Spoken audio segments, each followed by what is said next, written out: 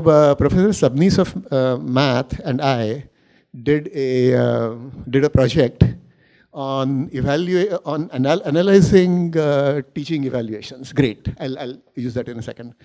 Okay, so we got anonymized course evaluation data for the period 2012 to 2013 through 2021. Okay, and so it was anonymized by course as well as by instructor.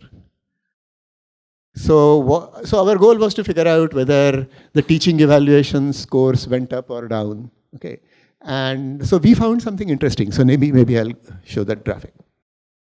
So this is a plot of scores versus the semesters. So this is 2013. This last, okay, so the top thing, the really tall, the point at the top over there is the first COVID semester, the autumn of 2021. So the interesting thing is that is almost the highest.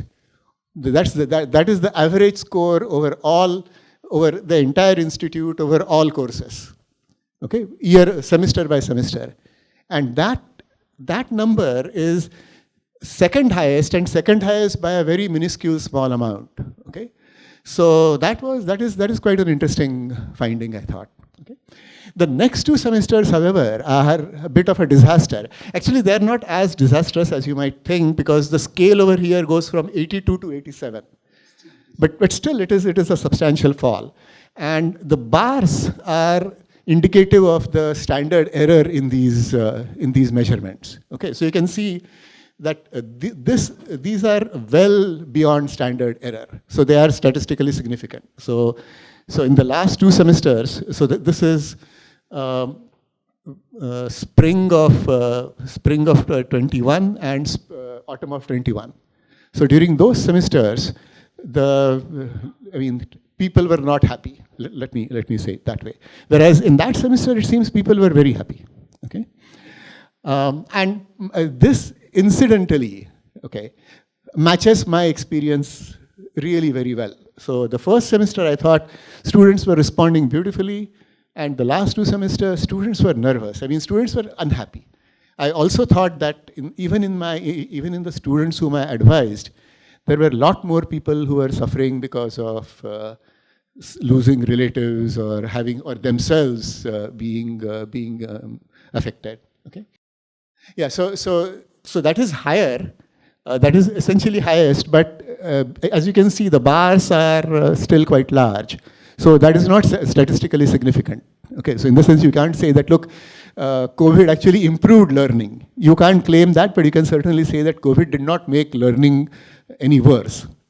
However, we did a little bit more analysis, and this second part is where we looked at courses which were taught in both by the same instructor. Okay, so I'm teaching CS 218 during COVID, and I taught it before COVID. And so for such pairs, we did a head-to-head comparison. So we found that there were some 589 courses which were taught in this manner. So they had representation in the non-COVID period as well as the COVID period. And here, 366 courses have a better score in this 15 semester. 15 semester is that good semester. Okay, the other two semesters at this point we can just forget. Okay, because they are so bad, no point in really worrying about those. So out of 589, 366 had a better course evaluation during the COVID period. Okay. And furthermore, we also did what is called a pair t-test. Okay, so essentially, comparing, say, taking the difference and treating the difference as a random variable between the two scores. And then it turns out that you can actually conclude that in these 366 courses, or rather in this comparison, the COVID semester actually turns out to have better scores. Okay, statistically significantly better scores. Okay, again, I don't want to go too strongly on this, because of course there are lots of unknowns over here. So for example, the number of students filling evaluations in the non-COVID semesters is I think is down by about 30%. So here in that semester 15, about 30% of the students filled in evaluations.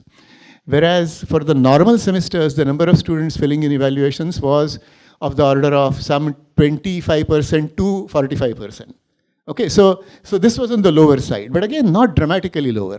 Okay, and I guess, and then of course there are lots of anecdotal speculations you can do. I mean, you could say that, look, maybe during COVID semesters, the people who are smart or who are doing well, they failed evaluations more and all of those things. But I mean, all this points to is that we need to really do the analysis.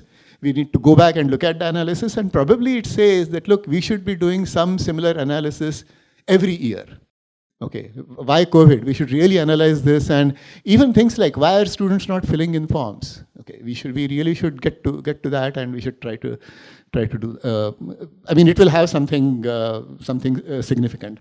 And by the way, Insight had an article saying that students really hated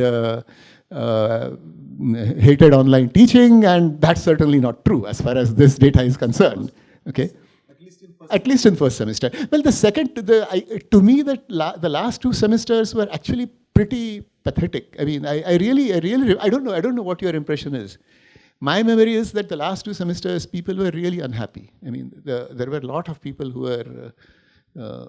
were really sad, actually. Okay, I think. Newly joined students, because there will be also semesters. Yeah. There will be some students for them it's the first year.